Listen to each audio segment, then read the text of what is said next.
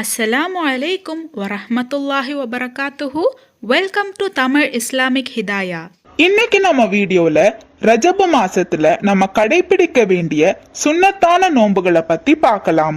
அளவில்லா நன்மைகள் நிறைந்திருக்கும் இந்த மாதத்துல திக்கர் துவாக்களோட சேர்த்து நாம நோன்புகளையும் கடைபிடிக்கணும். பாலை விட மென்மையாகவும் தேனை விட இனிப்பானதுமான ஒரு நதி சுவனத்துல இருக்கு. அந்த நதியோட பேரு ரஜப். அதனால ரஜப மாதத்துல 3 நாட்கள் எவரொருவர் நோன்பு வைக்கிறார்களோ அவர்களுக்கு அல்லாஹு தஆலா அந்த நதியிலிருந்து தண்ணீரை பருக கூறுவார்கள் என்று நபி ஸல்லல்லாஹு அலைஹி வஸல்லம் கூறினார்கள்.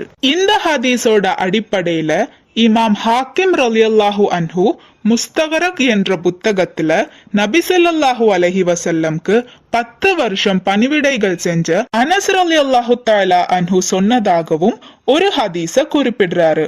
ரஜப மாதத்தில் ஏதாவது ஒரு வியாழன், வெள்ளி, சனிக்கிழமைகளில் ஒருவர் 3 நோன்புகளை வைக்கிறாரோ அவர்களுக்கு 900 வருஷம் இபாதத்துகள் செஞ்ச கூலிய அல்லாஹு தஆலா கொடுப்பான் என்று நபி ஸல்லல்லாஹு அலைஹி வஸல்லம் கூறியதாக அனஸ் ரலியல்லாஹு ரிப்போர்ட் செய்கிறார்கள்.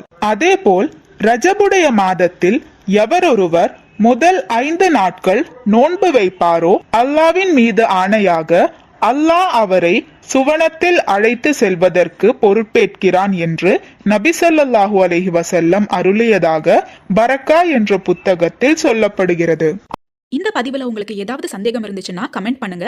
நீங்க மரணித்த பிறகும் உங்களுக்கு நன்மை வந்து சேர்ந்து கொண்டே இருக்க இன்ஷா அல்லாஹ் இந்த ஒரு வீடியோவை ஜாரியான சதகாவா நினைச்சு உங்க நண்பர்களுக்கும் ஷேர் பண்ணுங்க. அல்லாஹு தஆலா நாம் அனைவரின் வாழ்க்கையிலும் ஹைரும் பரக்கத்தும் தந்து அருள் புரிவானாக. ஆமீன்.